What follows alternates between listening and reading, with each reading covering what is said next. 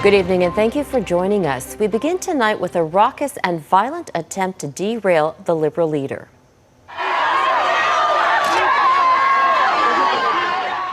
Justin Trudeau was in London, Ontario when rocks were thrown at him. It's not clear if Trudeau was hurt. The so-called protesters were demanding that there be no more lockdowns and no vaccine passports. They were also shouting support for the PPC, a reference to the People's Party of Canada. This is a critical week in the federal campaign. There are now just 14 days until the vote, and the parties are scrambling to gain an edge in what's become a very tight race. Today, all three main party leaders were in Ontario. Earlier, Justin Trudeau campaigned in the city of Welland as well as London. Erin O'Toole was in Ottawa and Jagmeet Singh in Hamilton. The focus was Labor Day and what they do to help working Canadians. Here's Abigail Beeman with a look at what the parties are promising for workers. Commit today to improve access to the paid sick leave program. Slamming Justin Trudeau for not committing to 10 days of paid sick leave before he hit the campaign trail. No surprise from the pro-worker, pro-union New Democrats. The Liberal strategy has always been, why deliver it when you can just campaign on it? And the Orange platform has other big promises for laborers, like a $20 federal minimum wage. Their platform, insofar as it relates to employees, seems to be the most aggressive. On this Labor Day, I'm happy to be here to talk about standing up for workers. But Erin O'Toole's Blue team is now targeting the blue-collar vote.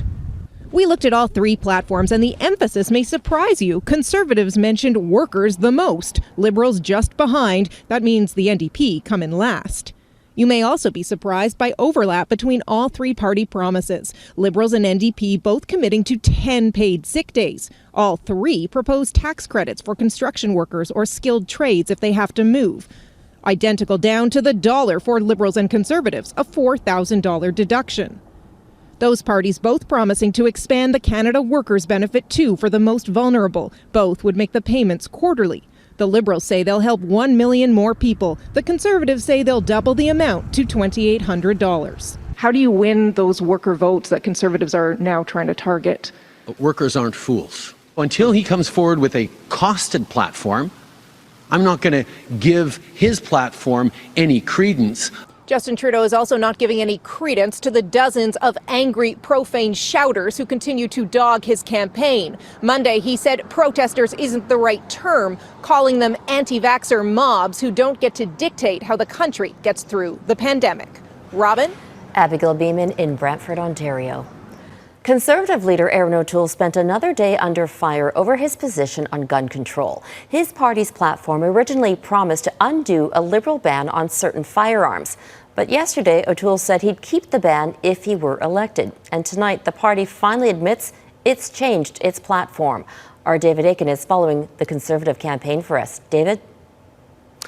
Robin, the Liberal War Room has dug up a 2018 recording featuring Fred Delory. Now, Delory is currently the Conservative National Campaign Manager. He's running the election campaign for the Tories.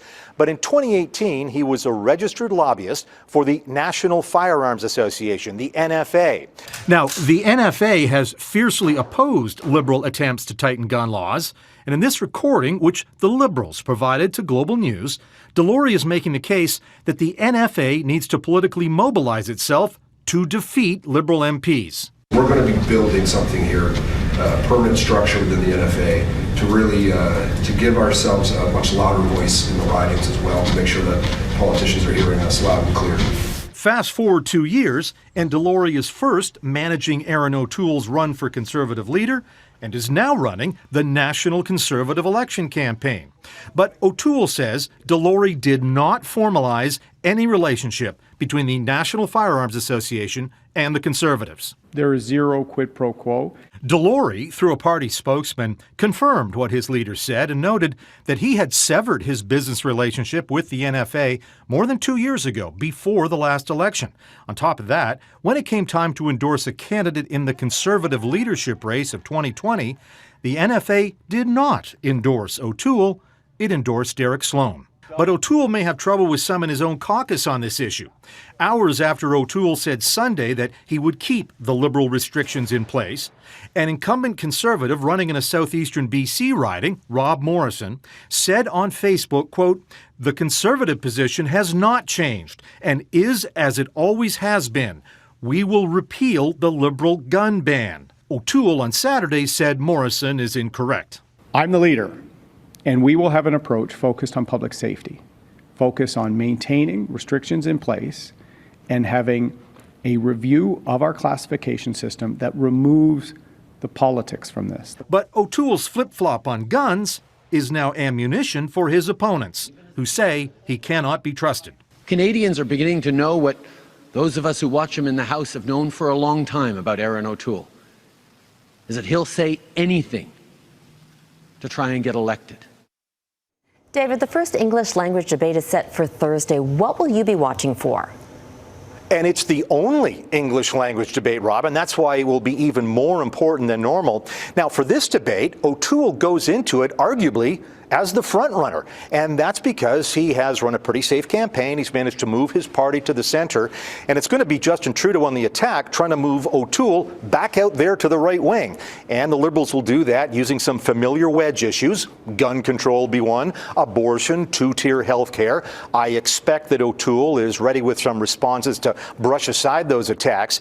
But Trudeau is also going to have some incoming fire. One of the most effective moments from the French language debate last week was when NDP leader Jagmeet Singh pressed Trudeau on the question that seems to have made a lot of voters angry, which is, why are we even having this election as the pandemic's fourth wave ramps up?